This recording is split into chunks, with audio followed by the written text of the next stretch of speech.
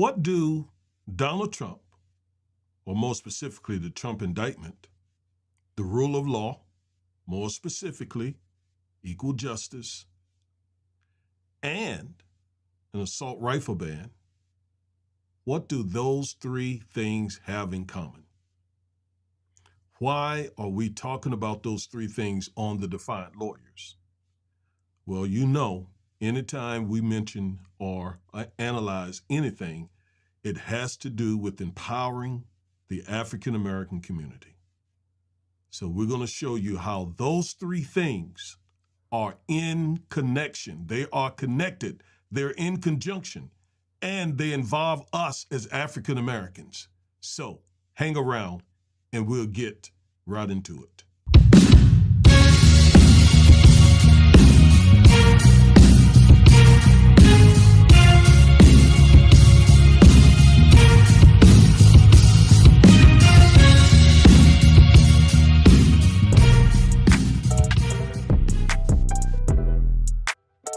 All right. Thank you for hanging out with us.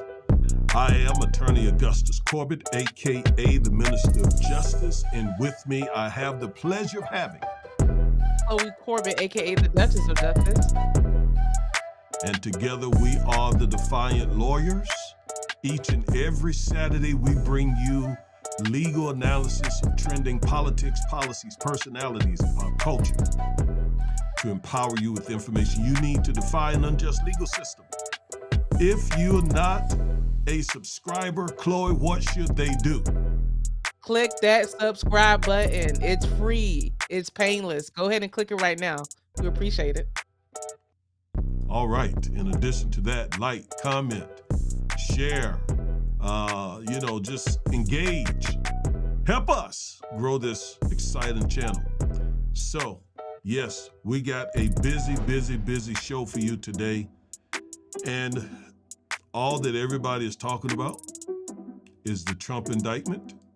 We have discussed it twice on this show, not the actual indictment, but the possibility that an indictment was coming.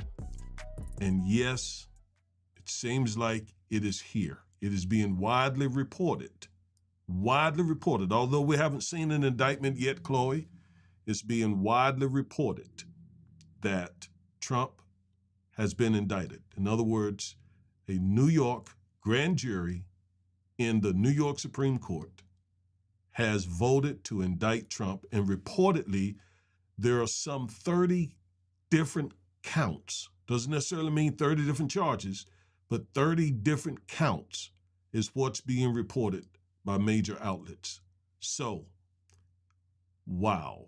I've been saying wow the whole time, and double, triple, quadruple wow on this. This is major for our country. What do you say about it, Chloe?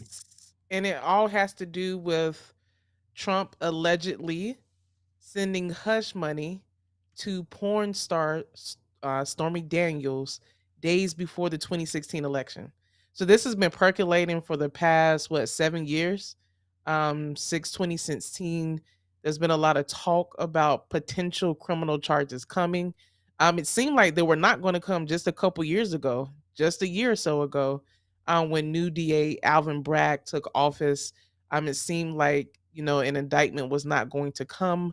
He did say, "Look, we're playing our cards closely." He told the media, "Unless you all are great poker players, you don't know what my office is doing." But reportedly, this indictment has come. So, Dad, this is extraordinary. One, because Trump is a former president of the United States, and this is the first time that a former president or sitting president has been indicted on a criminal charge. That is big. Yeah, it's really big.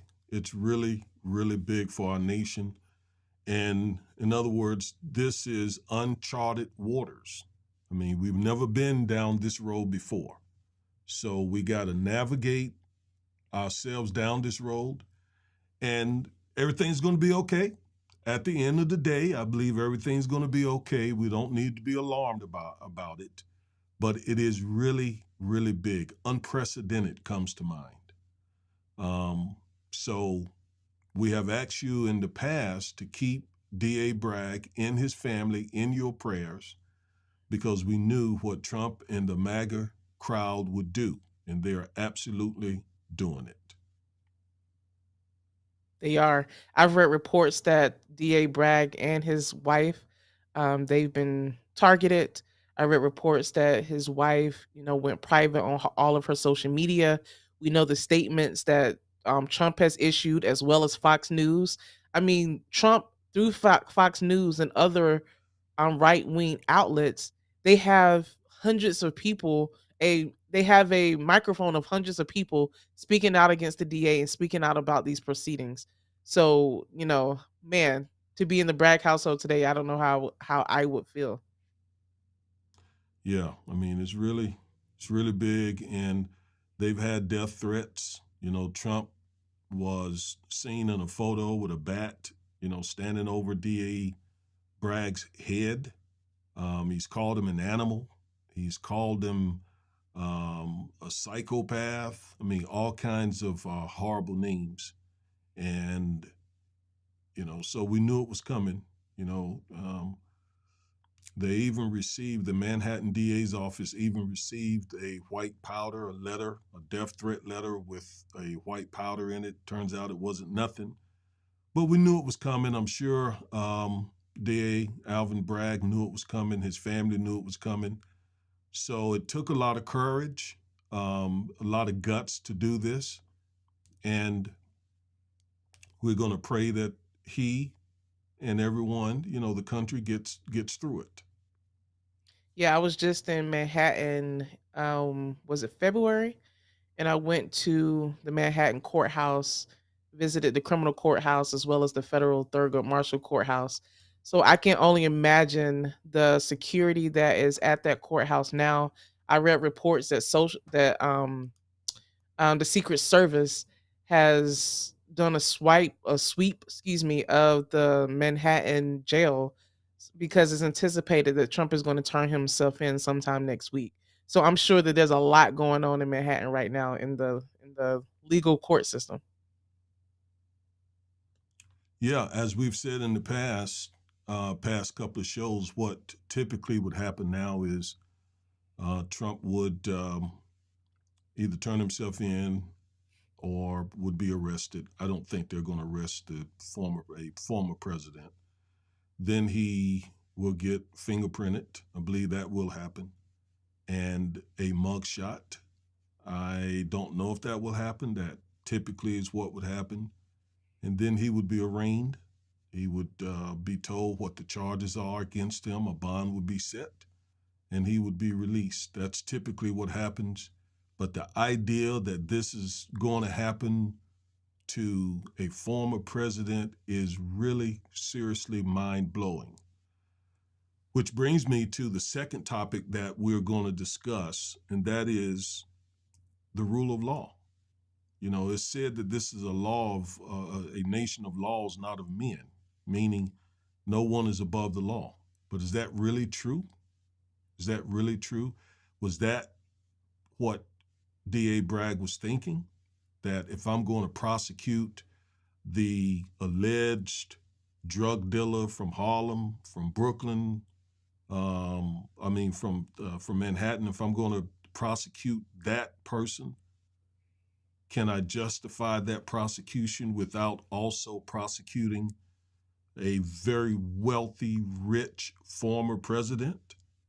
I think that's where he is with this, and that's really important to us as criminal defense lawyers.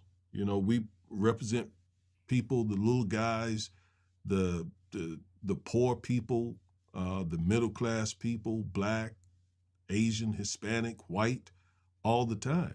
So we're gonna say a thing or two about the rule of law. Yeah, and I mean, it's interesting. We do have that saying that we're a country of laws, but we know that men have come before laws in this country. If you look at the history of what has happened with the black community, and the aftermath of slavery and etc., I think is a pretty saying. I don't think it's true in all cases. And but apparently, in this case it may be. We'll see what happens. Just like any other defendant, Trump is presumed innocent, and that presumption goes through unless he is found guilty by a jury of his peers or he pleads guilty. So for right now, he's presumed innocent of any and all charges. Very good. Thank you for saying that. As criminal defense attorneys, that is really, really important for us to remind people that the framers of the Constitution, not Augustus and Chloe Corbett, but the framers of the Constitution made sure that there was the presumption of innocence. And they did so because, remember, our country was founded by people who were escaping the tyranny of a monarchy. So they made sure that they would not create a monarchy here in America, but a limited government, federal government, and state government. And so I'm thankful that they included in the Constitution certain protections, for the individual. So that's why that presumption of innocence is really, really important. Chloe, I was having a conversation online with someone from Australia, and I don't know if this is true, but that person said their system is very different from ours in that a person starts out guilty and they have to prove that they're innocent. Mhm. And I said, first of all, that's scary. But second of all, ours is the very opposite. You start out innocent, and then the state has to meet the very high burden of proving a person's guilt beyond a reasonable doubt. So I'm grateful for that.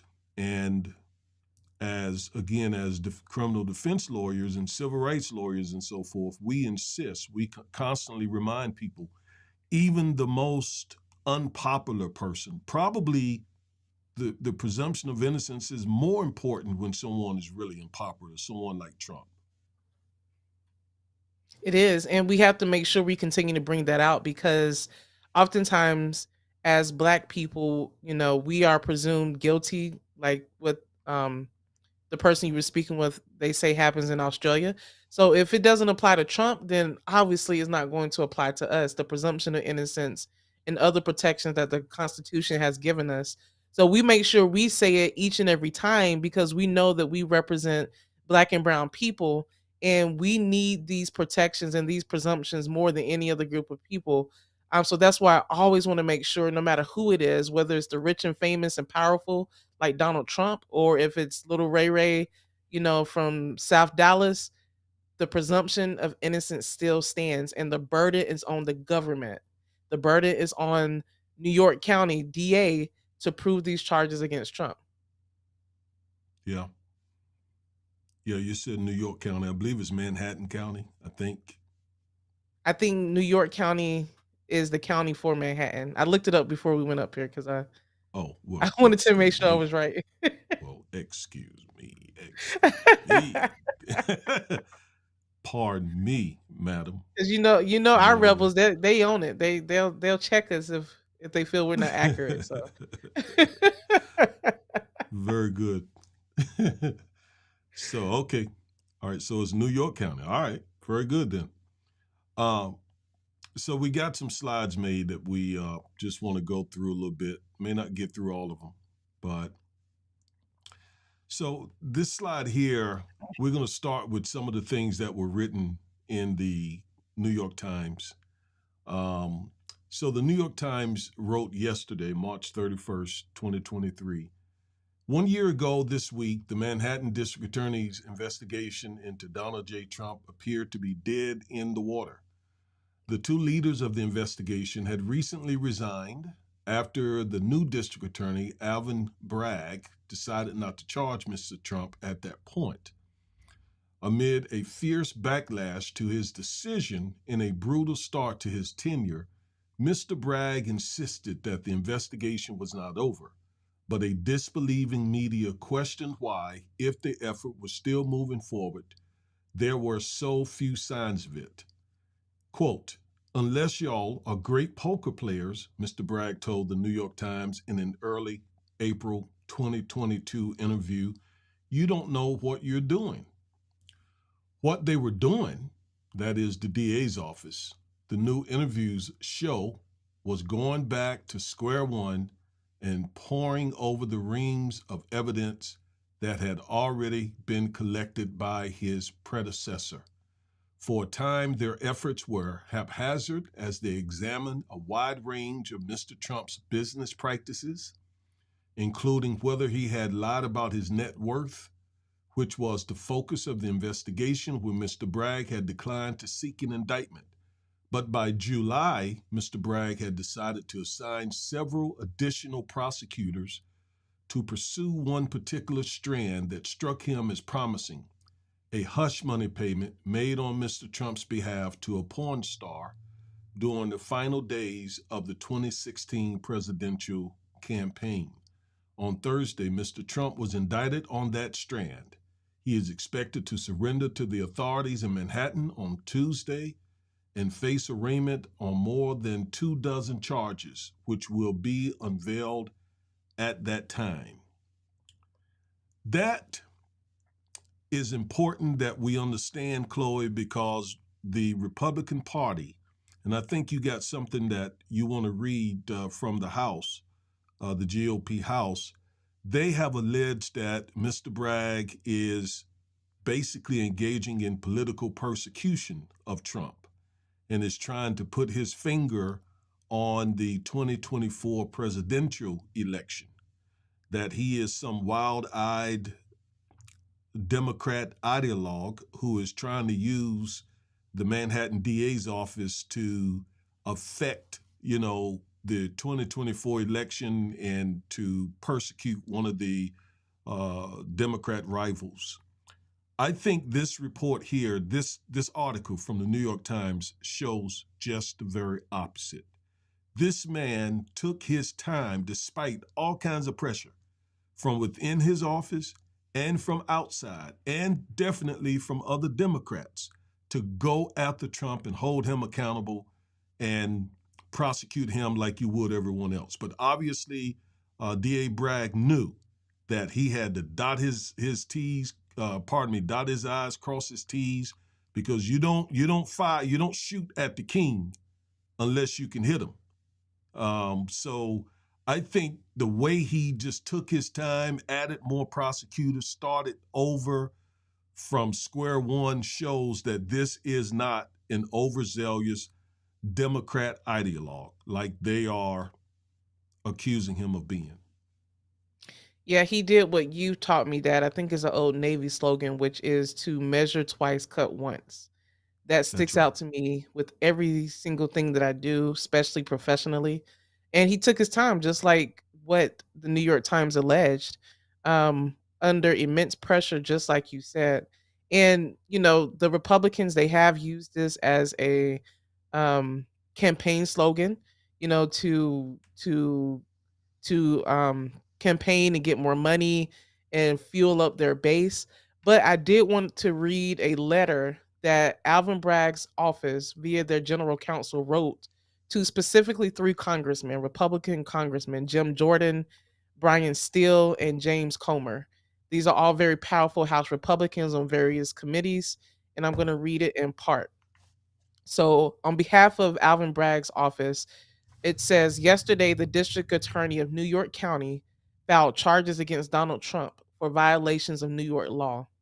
The charges filed yesterday were brought by citizens of New York doing their civic duty as members of a grand jury who found probable cause to accuse Mr. Trump of having committed crimes in New York. Like any other defendant, Mr. Trump is entitled to challenge these charges in court and avail himself to all processes and protections that New York State's robust criminal procedure affords. What neither Mr. Trump nor Congress may do is interfere with the ordinary course of proceedings in New York State. Your first letter made an unprecedented request to the district attorney for confidential information about the status of the state grand jury investigation, now indictment of Mr. Trump. So I want to stop there, Dad, because the first two paragraphs of this letter brings up very important um, legal legal theories and that are important in the law. One, and not legal theories, but legal procedure. One, the charges were brought by citizens of New York via a grand jury. So there were 12 in Texas, it would have been 12 people who were sitting in those grand jury proceedings, who listened to the witnesses, looked at all of the evidence, and decided that there was probable cause to indict Trump on various counts of alleged crimes committed in New York. So, this was not just Mr. Bragg's office. This was not just the DA. These were regular New York citizens who listened to this, the grand jury, and decided to indict him. And if you look at the history of the grand jury, it goes back, hundreds of years, back to the English legal system, which was a barrier between the government and people, those accused of crimes. That is the purpose of the grand jury. They are an independent investigatory body who listens and reviews and looks at evidence and decide whether or not to um, indict a person. And that is what happened with Mr. Donald Trump. Another thing that stood out to me in the first part of this letter, Dad, is where they said that Trump nor Congress may interfere with the ordinary course of proceedings in New York State. Now, look, we know a lot of conservatives, a lot of Republicans. They argue about states' rights, states' rights, state rights, state rights. Let's limit the federal government until it doesn't benefit them. So if it's a gun issue, which we're going to talk about later, or some other type of social issue, oh, let the states decide. The states' rights, etc.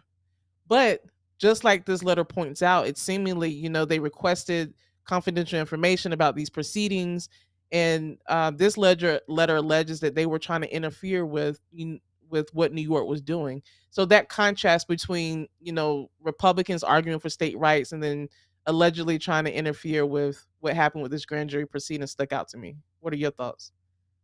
No, with me as well. Um, yeah, the federal government is very powerful. Typically, what it does trumps state law. But there is something that was added to the Constitution called the 10th Amendment. And it says essentially the rights that are not reserved are not enumerated to the federal government are reserved to the states.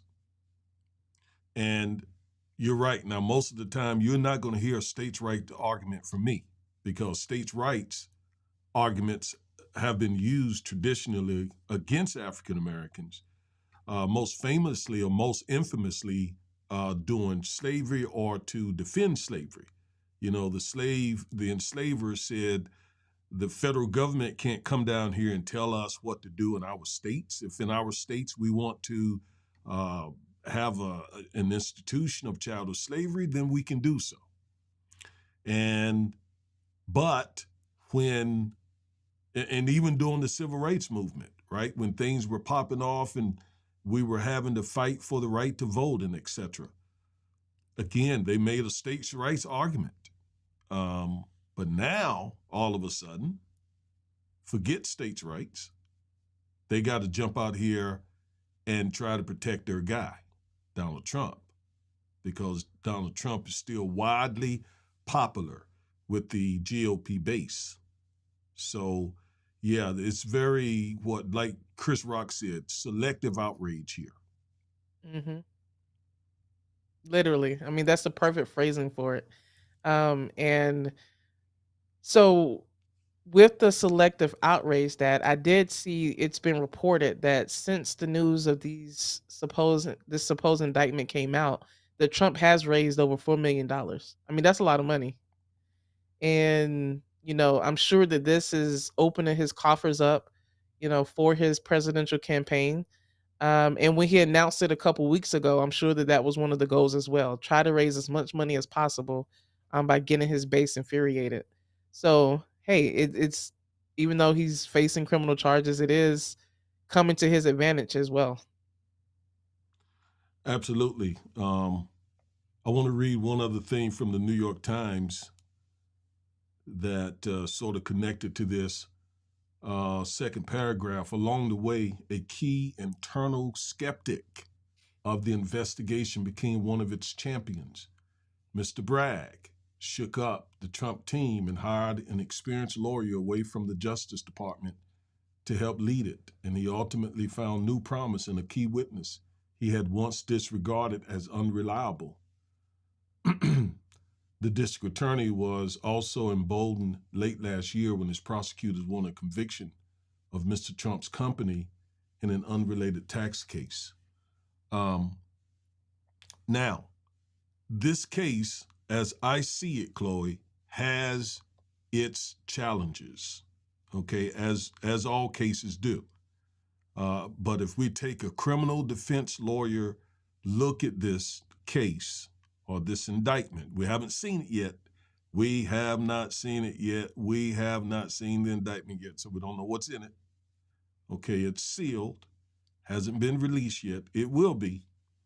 Um, but it does have some challenges. And I thought of a few. Um, Chloe, you may have some others, but off the top of my head, here are some of the challenges I see with this case, right? So, first of all, DA Bragg is dealing with a former prosecutor, a former president of the United States. I mean, that alone creates challenges, serious challenges.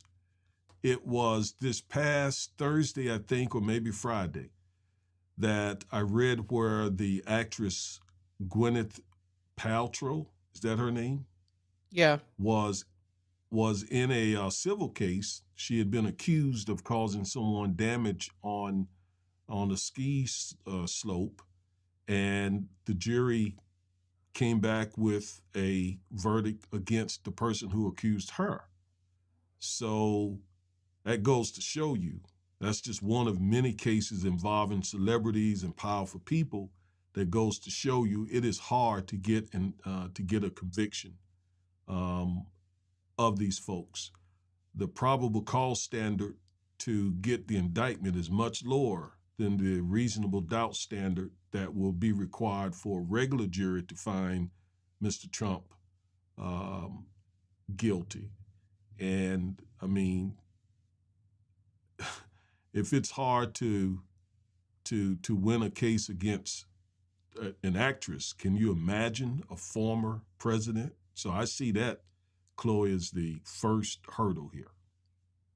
Yeah, in addition to that, him being a former president, because he is so well known, I wonder if his legal team is going to say it would be impossible for him to get a fair trial. This is out of New York. Even though he's originally from New York, a lot of his businesses are in New York. But if he's not able, if this goes to trial and they're not able to find impartial jurors, then they may make an argument that this is and the venue needs to be changed, or he would not be able to get a fair trial. So I'm curious to see if they take that direction with this case, if it goes beyond indictment. And that we know, just because someone is indicted does not mean that is going to go to trial. Oftentimes the case gets not oftentimes, but sometimes the case gets dismissed after indictment. The person takes a plea deal. So we'll see if this goes all the way to trial. But yeah, that's big. I mean, he's just so well known. I mean, even if people don't like him, some people will say, "Well, we can't convict the former president." I think that's one of the challenges, and also with the venue argument. I think the fact that he's so well known almost defeats the purpose of moving the trial, because he's going to be just as well known in some other county. I mean, where can he go and not be well known in this country? True. And also, Manhattan is his home turf, actually. Yeah. I mean, he owns a penthouse and property over throughout the city. So, I mean, I think he left and moved his residence to Florida, but this is where New York, Manhattan, that area, Queens, I think, is his hometown, and a lot of business deals and so forth. So he has a lot of connections in New York. So I don't know if the venue argument is going to work, but yeah, you're right. It's a major issue. Yep. Um, f- Former president, another. um, challenge, I believe, is the fact that there is an upcoming presidential election, and many naysayers are going to say that DA Bragg is using this indictment, this prosecution, to put his finger on the presidential election. So I see that as being an issue too. What say you, Chloe? It could be an issue because it could go to kind of the accusations what we were talking about earlier. Why wait until now? Now we read the New York Times article that explained that he wanted to investigate more and he wasn't satisfied with the investigation a year ago. But why wait until 2023 when the presidential election is gearing up and will be in 2024? So that's a fair question. I think it should be asked.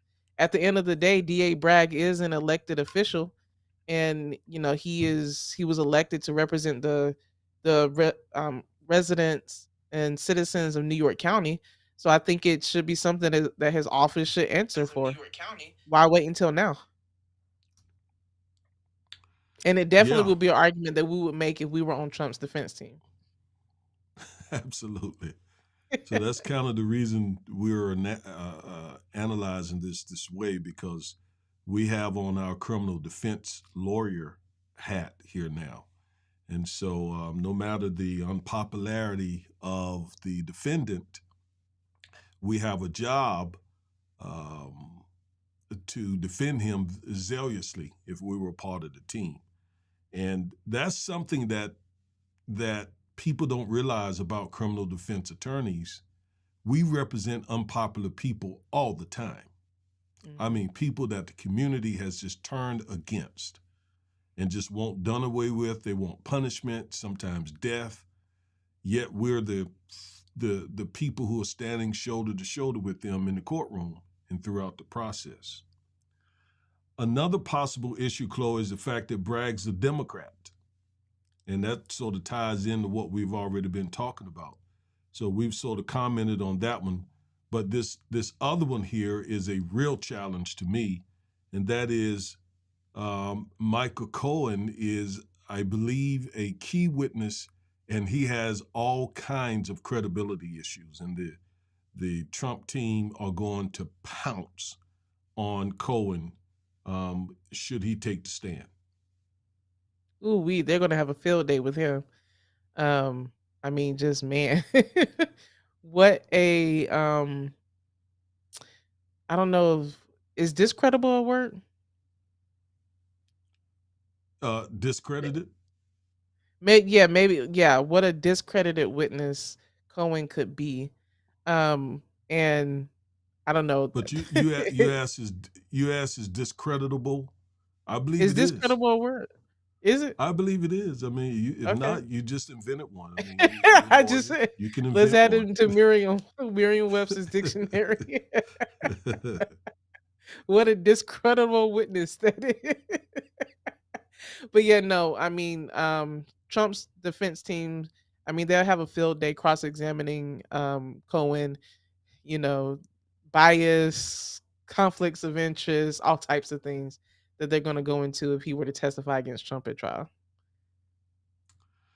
All right, another issue, and this is one here. All of these are legitimate issues. Here's another one here that I think we just got to wait to see what the indictment says.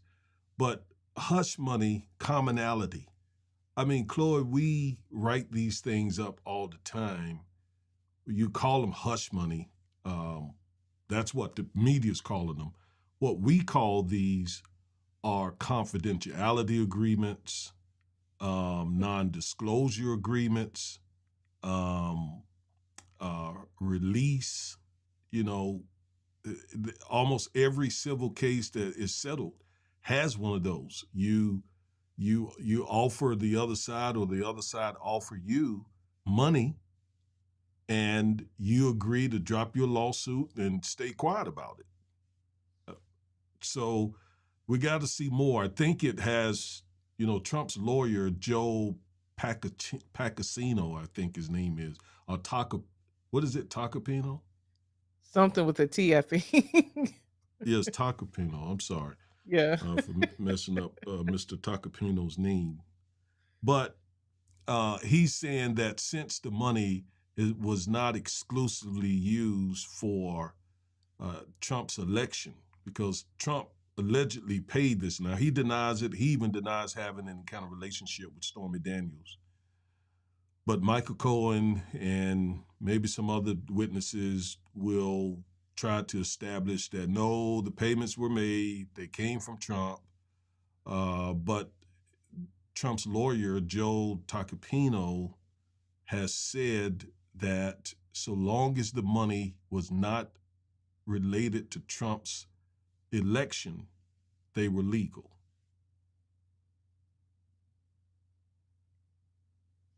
And in So we got, regards to that point, you said that I think it was great about the commonality of quote unquote hush money. And I mean, non-disclosure agreements are perfectly legal in most cases. You know, confidentially clauses are illegal as well. And for people that don't know what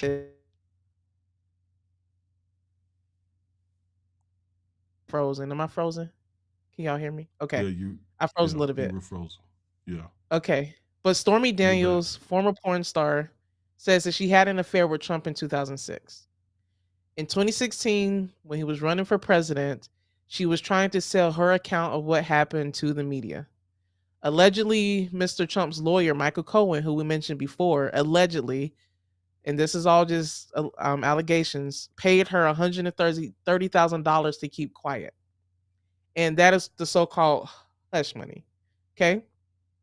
Now, what people are speculating the indictment may be on is the fact that Mr. Cohen's reimbursement, the way that it was recorded in Cohen's accounts, who and Cohen was accused of falsifying his business records by saying that the payment was for legal fees and not for the so-called hush money. So that's And kind of pled where guilty. some of the I mean, he pled guilty and did yeah, time for the same yeah, thing that Trump is now accused of. true. Yeah. So he's convicted of that.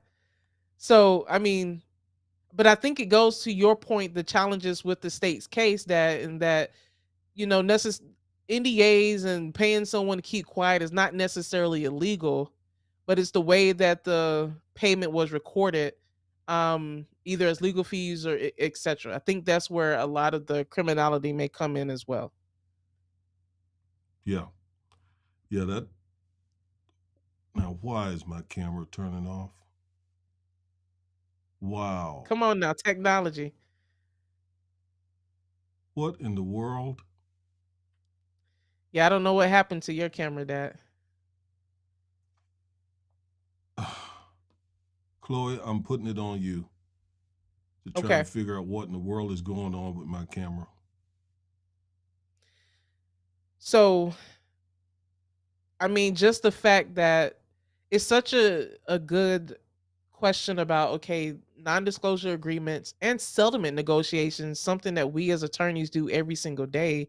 You know, when an aggrieved party or an injured party sues a defendant, most times the case does not go to trial. Most times the parties come to a settlement, it's settled out of court, and that is it.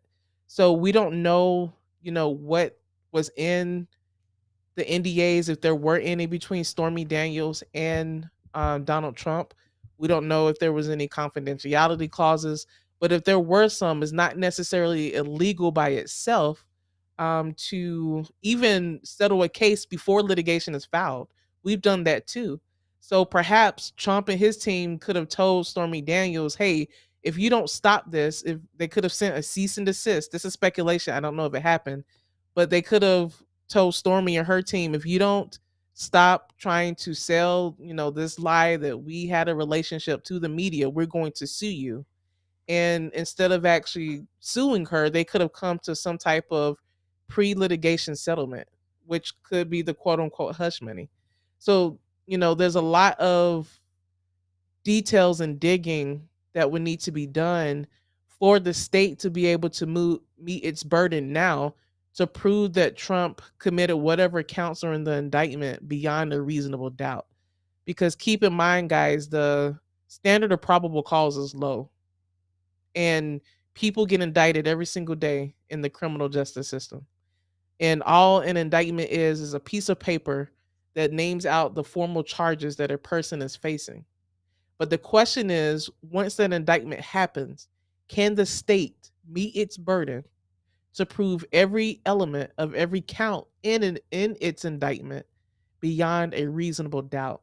And that is a high standard. It is extremely high.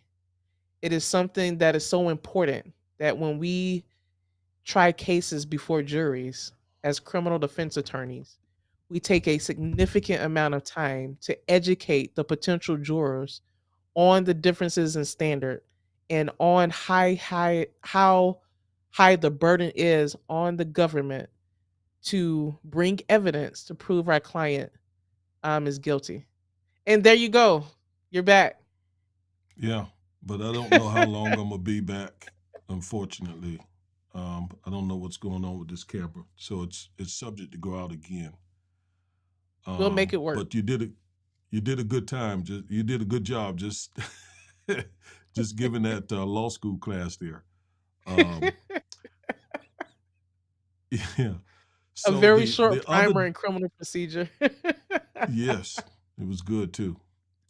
The other issue is, pardon me, the other issue, Chloe, is Trump's victimhood claims. I mean, he, as you indicated earlier, they're already raising money. Out here saying he's the biggest victim since, you know, everyone in human history since Noah's Ark has not been um, a bigger victim than Trump. So they intend to use this by all means. They're going to use this. What they would like is for, quite frankly, they would like for D.A. Bragg to have him locked up, have him handcuffed on TV. Uh, he Trump and his folks would like for armed officers to show up at his mansion so that he can just manipulate and show everyone of a victim he is. That's his MO.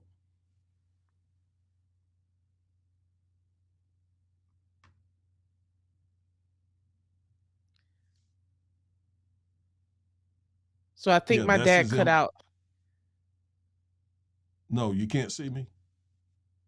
No, I see myself now, but you cut out a little bit. But what I heard you say, Dad, is that what Trump would like is to for the world to see him in handcuffs, being taken to jail. Think you were going down that vein, right? Yeah, I mean, you didn't hear that dropped out. That dropped out. So the audio went out too. Yeah, a portion of it. Wow, I have no idea what's happening. Some of the best equipment made shouldn't be doing this. I'll get to the bottom of it. But go ahead. So I mean, yeah, I agree. I mean, Trump and his team, they're gonna use this to his advantage as much as possible to help fire up his base, to help raise money and all of that. With Trump is all about the money. It's all about the dineros. And he's been evading criminal charges for 3 decades. So I mean, and using and somehow just kind of slitting his way around and became the president. So in that regard, they're going to try to use this as much to their advantage as possible. So now let's move into the rule of law, and that is, this issue of equal justice. I think D.A. Bragg, being an African American from Harlem himself, I think it weighed heavily on him, Chloe, that he knew he has a responsibility if he's going to prosecute, black and brown people from the ghetto, he's going to have to prosecute folks if there's evidence to show that a crime was committed, folks from Fifth Avenue, folks from the Hamptons, uh, I don't know if his jurisdiction extends to the Hamptons. I doubt that, but the rich and powerful in New York County. So, and you and I, this is important to us because we are fighting out here for these poor people, these people of color, every day. And it's just disheartening to see the rich and powerful. And it happens. It happens. We know sometimes if our client was rich and powerful or white, this would be going in a different direction. And we have to call the prosecutor out on that so often, right? Yeah, we do. I mean, in almost every case, it feels like we have to call the state out, the ADAs out, and why is it so important for the rule of law to apply to everyone the same? Whether you're wealthy, whether you are impoverished, because the state has almost, and it feels like as defense attorneys, immeasurable resources that to prosecute people and to bring charges against people and investigators and officers and a whole staff and assistants. And sometimes it feels like David going against Goliath, going against the state and its resources, when you're representing an impoverished person accused of a crime. And we're trying to put on the best, fiercest, most aggressive defense possible, but don't have the resources to match the state. That's where we see it every day in practical law. And I don't know if DA Bragg was ever a defense attorney, but I'm sure being from Harlem, he's probably seen the effects of an unjust system on friends and people in the community that he grew up on a personal level. And maybe he took that into account once he became elected as DA out of Manhattan. I hope so. But I'm one that believe that ideally the laws, statutes should apply to everyone the same, whether you're a politician, whether you are a regular citizen, etc. It should apply the same. We know in theory, we know in practicality it doesn't, but it should. Yeah, absolutely. But unfortunately, it doesn't quite a bit. Um, we have someone, one of the commenters, who's saying that YouTube is messing with the streaming. So Mm, apparently, there's something going on with our show on YouTube. Um, I hope it's not too bad, and I apologize, you all. sorry about that. Sis, yes, Sister Ave says here, this is a no-win situation. Lord have mercy. I agree with that. I agree with that. She goes on to say, this man is the biggest victim in history. Just a hot mess. Yes. He will definitely, just talk about all the ways that he's a victim, despite being a claimed billionaire with mansions everywhere. And I mean, has lived, the great life all his life, born into wealth with a silver spoon in his mouth, yet he's the biggest victim. And do keep in mind, I saw a statement that was made yesterday by one of the so-called Central Park Five, Chloe, Dr. Yusuf uh, Salam, I believe is his last name. And he was one of those young men, one of those, there were four black and one Hispanic men, young men, teenagers, that Trump called for the death penalty, spent money calling for the death penalty on them. So for them, there is some poetic justice here, what some folks call karma, what we Christians call someone reaping what they sowed. I just wanted to throw that in as well. But the rule of law, equal justice, it's really, really, really important. Oftentimes we don't see it. Oftentimes what we see are two different criminal justice systems. One that results in mass incarceration of African Americans because quite often, from racial profiling to these overzealous prosecutors to blacks being excluded from juries. All sorts of things are built into the criminal justice system to produce the results that we see. Um, so, yeah, the rule of law. No man should be above the law. Now, we'll Nope. move into, since I'm having camera issues and there may also be some audio issues, we'll move into our last topic, Chloe, the Nashville shooting, which is heartbreaking, quite frankly. I mean, just totally heartbreaking. I want to put on the screen the faces of the victims. There were 6 victims in this shooting. These precious 6 people here. Mm. Catherine Coates, Mike Hill, Cynthia Peak. Well, this I'm so sorry. This young child here, her name was not Catherine Coates. Chloe, can you look that up? I want to give her a proper name. And then there's Yes. Evelyn Dykus, it looks like. And finally, William Kinney.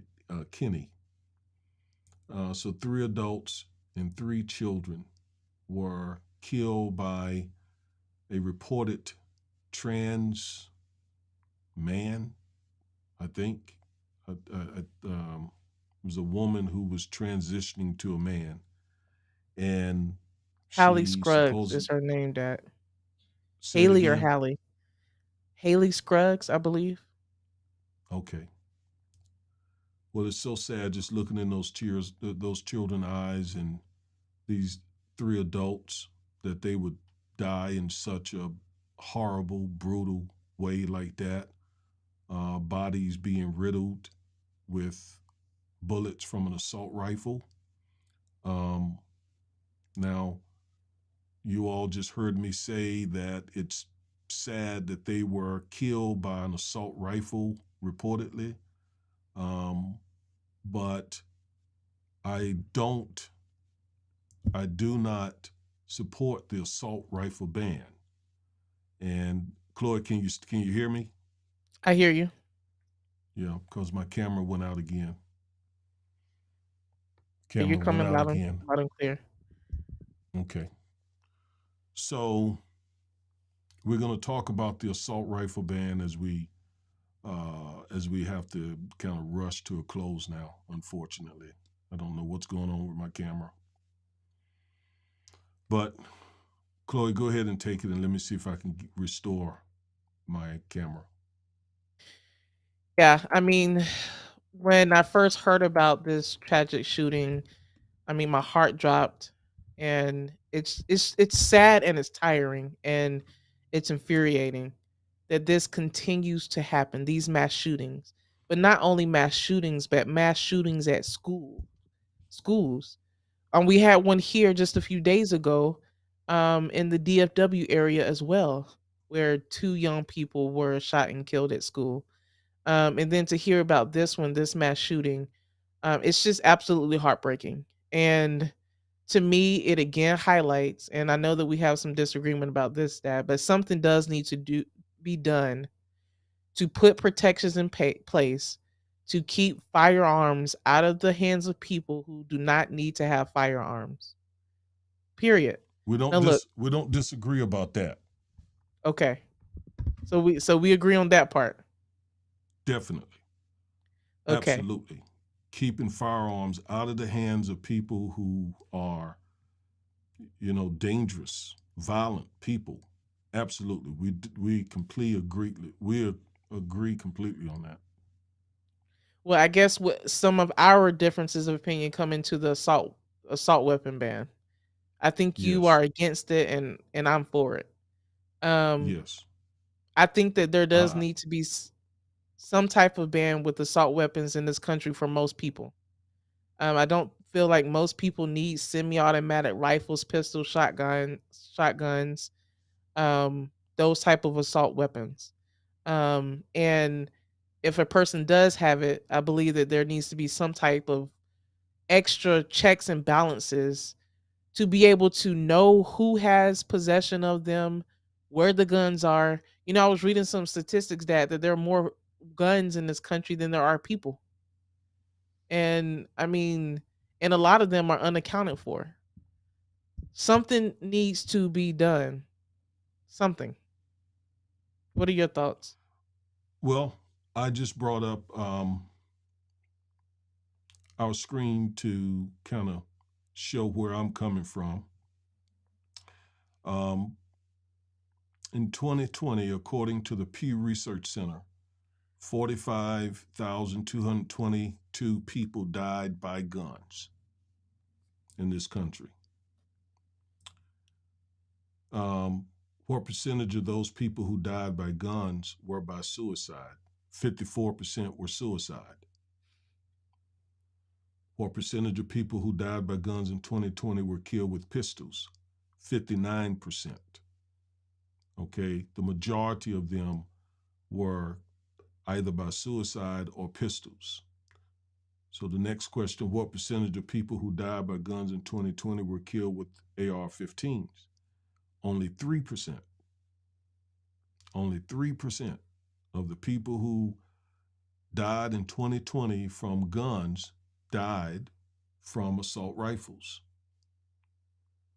What percentage of people who died by guns in 2020 were in a mass shooting? 1.1%. So most of the people who died in the country died from handguns and by suicide. And most of those people who died by handguns, and a growing number of the suicides, are African American people.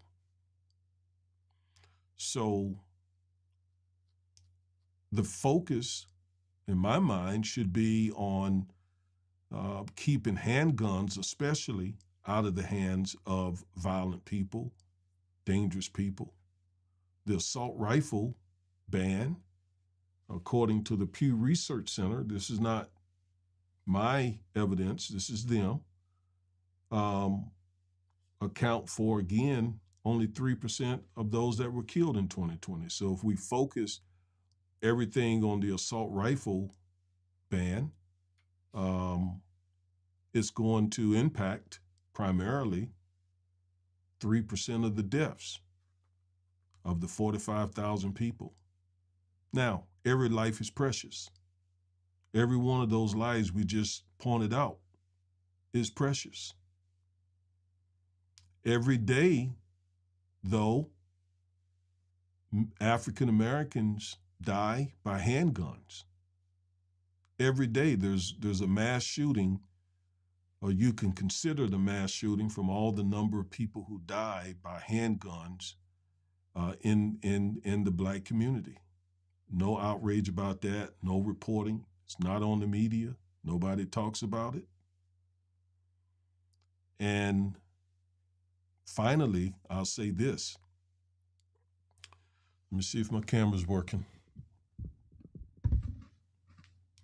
Finally, I will point out, I read in the Washington Post this past week that most of the people who own AR-15s are white, males, wealthy. They live in states that overwhelmingly vote for Trump. They are overwhelmingly Republican. So most of the people who own the AR-15s come from that demographic. I don't know about anybody else, but I don't want that demographic of people owning all the AR-15s, and I don't have one.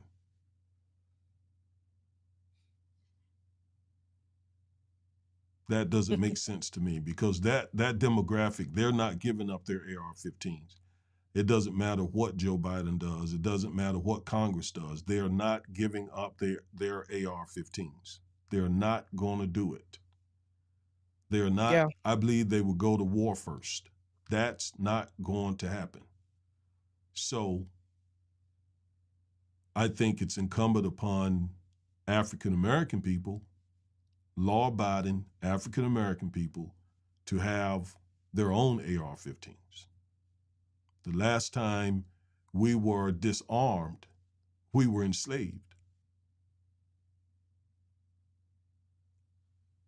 I mean, from that standpoint, as a black person in this country, I definitely believe that um, we need to make sure that we are armed and ready to defend ourselves. We've seen what has happened in this country when, just like you said, we've not been able to.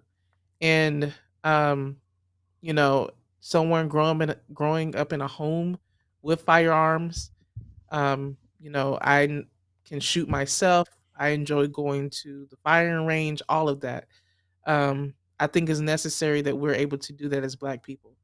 But I think that there also needs to come be a balance for that as well, so that when, our kids are going to school, there's some type of checks and balances so that we don't have these mass shootings in schools and other places. And that's why we elect our officials and legislators to get into Congress or get in, state capitals, put their heads together, do research, listen to experts to come up with solutions to make sure that our population and our children are protected. And, because of gun lobbyists and other lobbyists in this country, that hasn't happened. And so, every month or so, every few months, we have these mass shootings, these school shootings. People get outraged, people are sad, and nothing happens. So I think there needs to be a balance between us, the black community, protecting ourselves and making sure that we are armed, but also protecting our children as well, and other vulnerable people in our population too. Well, your view is the popular view, no doubt about it. I think most people agree with an assault rifle ban. I just don't believe that that view is based on data. I believe it's based more on emotions. Um, and it's an emotional issue. I mean, when you see the precious faces of these people and they were slaughtered by someone wielding an AR-15, um, the worst being in the past few months has been the shooting at Uvalde, then the Buffalo shooting, this shooting, and many others. So I understand the emotions behind it, but it's not logical because again, AR-15s account for uh, a minimum amount of the deaths, although each death is precious. I don't want to be I want anybody to misunderstand me on that. Well, I think Sister that. A, Oh, go ahead. I was gonna say. Then I think that. Well, Chloe, let me just say this before you go. You got supporters here. Um, Sister Abe says, I don't understand why an everyday citizen need an assault weapon. I agree with you, Chloe. Um, Sister Carrie, agree with your daughter 100%. If a product like a playpen kills children, then it is recalled and not said again and sold again. It doesn't matter how many babies died. Um, and Sister Abe also pointed out that yes, the baby's name was Haley Scruggs, and her father is the pastor of the church. Mm. So um, your mother chimed in. She says the data is the data. So I think the lawmakers should work together to minimize people who shouldn't possess guns from having them. When the mass shootings occur, they are so horrific because soft targets become victims. And it seems the AR-15 guns are used in many instances. What does the research say about what types of guns are used in mass shootings? So again, I think what you just heard reflects where most people are. and that is they support an assault rifle ban. But when we look at the data, it's just not that view is just not based on the data. It's just not. 3% in 2020 were killed with AR-15s, whereas 59% of the people who were killed in 2020 were killed with pistols. So that should be the focus. That should be the focus. What Well, say you, but the Chloe? type of killing that too, I think is important as well. Or at least data should be collected on that. One, thank you for all the comments, Sister Ave, Sister, who was the other sister? Um, Sister Lassiter, Sister Carrie Lassiter, Lassiter. and obviously Mom, of course. Yes. Um, I think that what Mom pointed out too about the type of weapons that are used in the mass shootings are important. I mean, because a mass shooting is different than a domestic violence situation where a gun is used or self-defense. So the other shootings where the data you brought up, that we don't know what type of shootings they are. And I think most people understand that typically in everyday shootings is probably not going to be an assault weapon or semi-automatic or however it needs to be defined. But I do think that in terms of the context of the mass shootings, we need more data information about the type of guns that are used.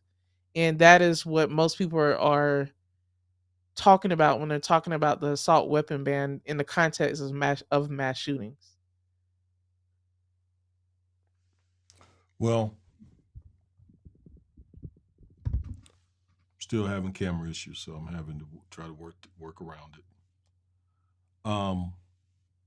Let me once again say that the Washington Post reported just this past week, because of all the attention that's on the assault rifle, that most of the people who own assault rifles in this country are white, males,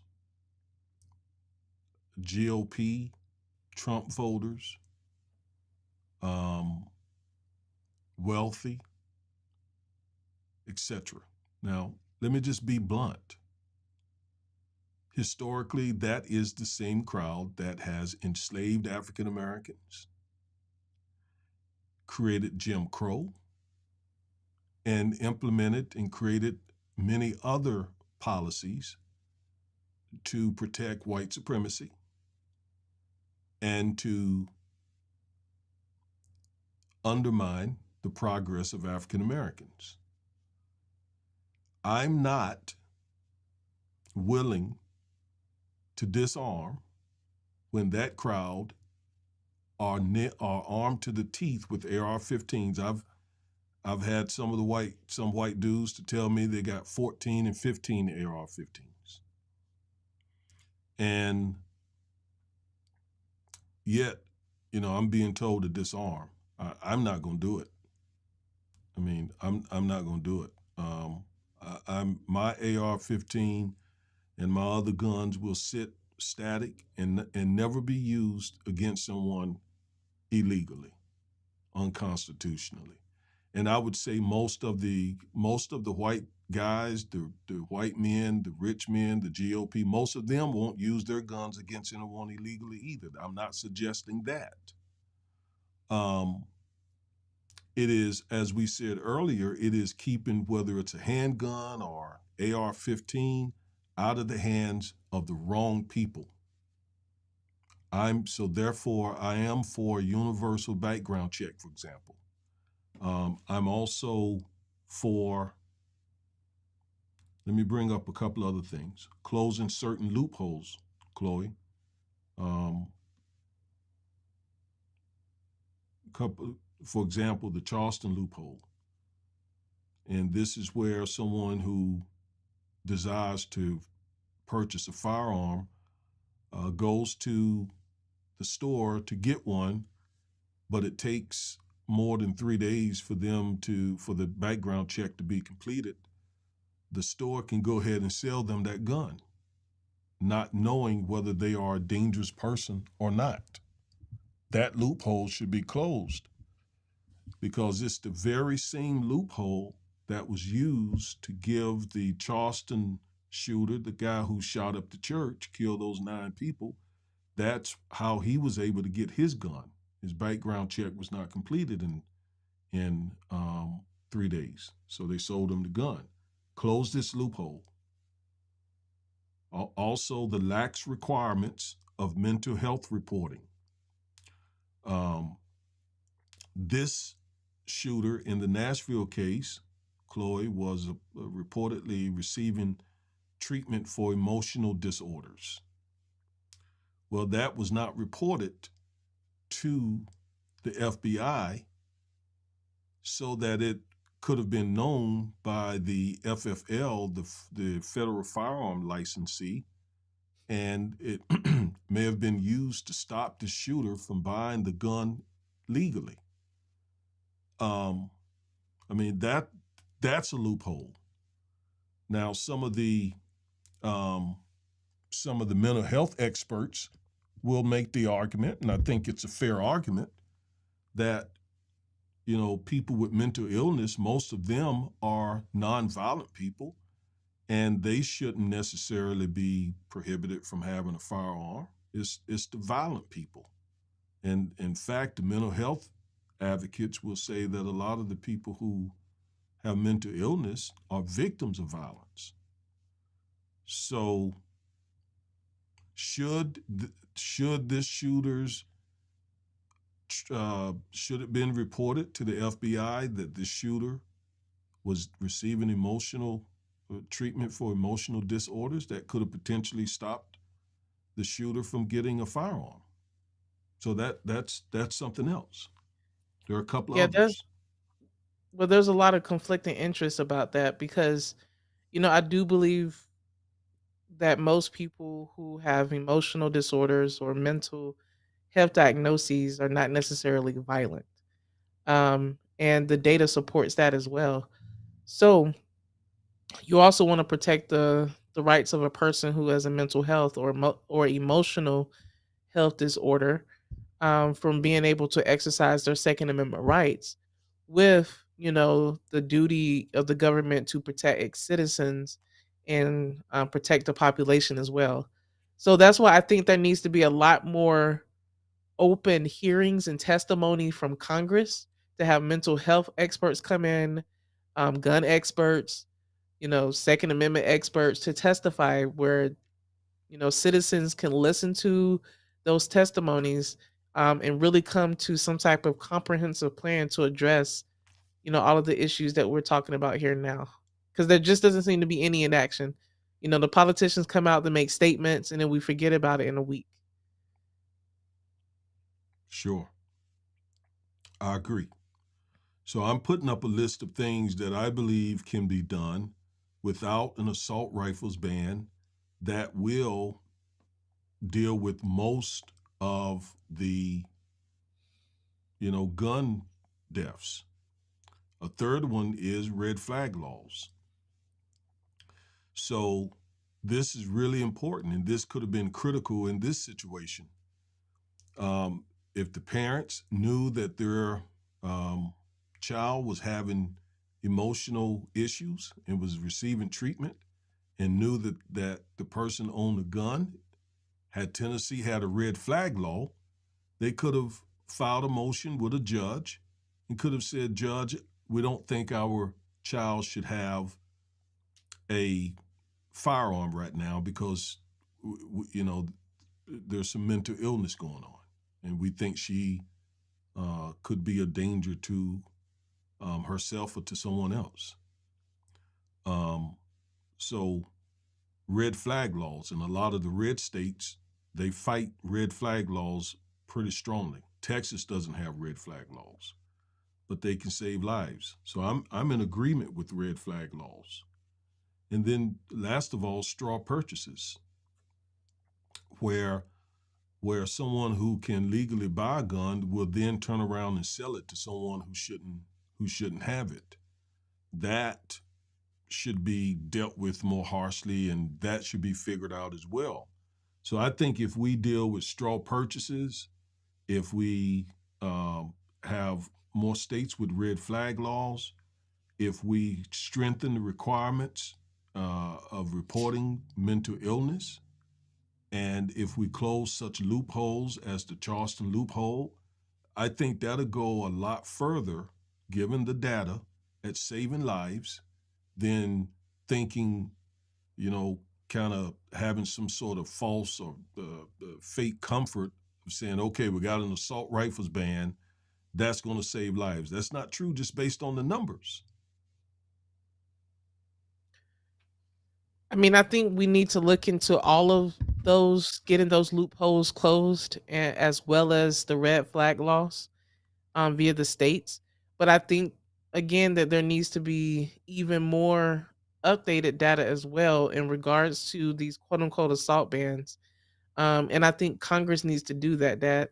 Um, Maybe even the president needs to put a commission together to do a in-depth report about guns and firearms, assault bans, the loopholes, all of this.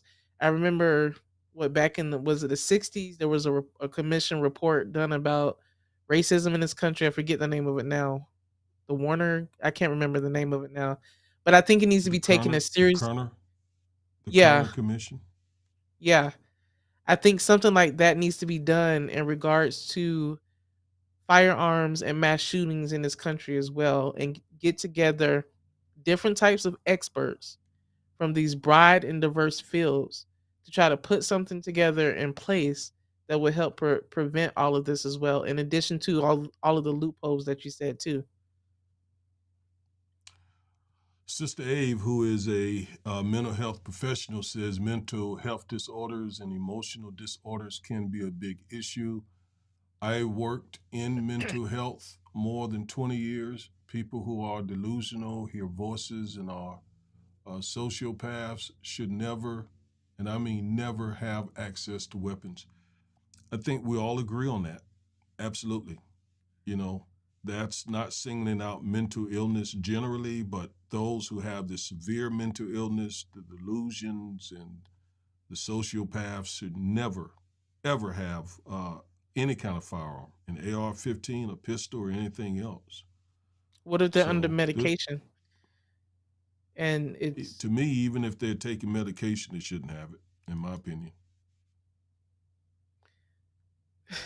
yeah, I mean it's tough because we also know that black people, we tend to get diagnosed false diagnoses. So what if someone is falsely diagnosed with some type of disorder, but is some type of trauma, and that could prevent them from owning a firearm? I mean, these are all good questions that we'll be discussing in the future. Um, so yeah, thank you all for joining us today. We hope that this discussion has been fruitful, that you all have taken something away from today's show. We are here each and every Saturday. At least we try to be. We are the Defiant Lawyers. We appreciate all of you all. Thank you for commenting, subscribing, liking the video. We appreciate each and every single one of you all, that you have taken time out of your day to listen to us. That does not go unnoticed. With that, Dad, I think we good. Good. We're good. Absolutely. Peace. Take care. Peace. See you Love. next time. We're out. Bye.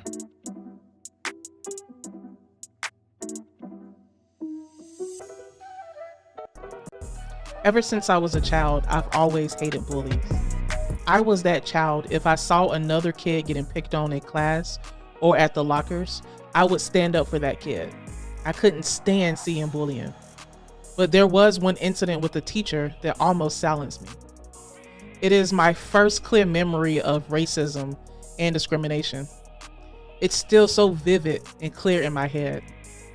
I remember one day we were in class one afternoon, and there was some school pep rally going on. My teacher decided to hand paint butterflies and flowers on our faces in anticipation of the school event.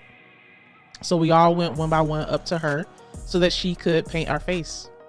When it was my turn to get my face painted, my teacher told me, "I can't paint your face because your skin is too dark." I was mortified, embarrassed, and deeply ashamed. In that moment, even though I wanted to say something, I couldn't get the words out.